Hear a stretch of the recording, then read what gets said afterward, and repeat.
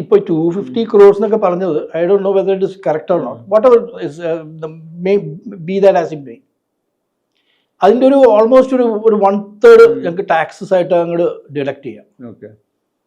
അത് കഴിഞ്ഞാൽ വരുന്ന ഫിഗർ ഓൾമോസ്റ്റ് ഒരു 50% will go to the producer on a long run.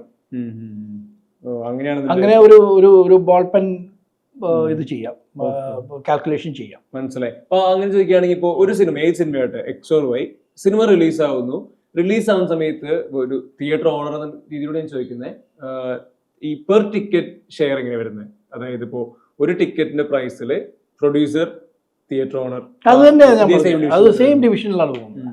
അതായത് ഇപ്പോൾ 100 rupees ഒരു ബോൾ പെൻ ഫിഗർ ആയിട്ട് എടുത്താൽ അത് ഒരു 30%, അപ്പോൾ 70 rupees will be the net. അതിൻ്റെ ഒരു 50-50 എടുക്കാം.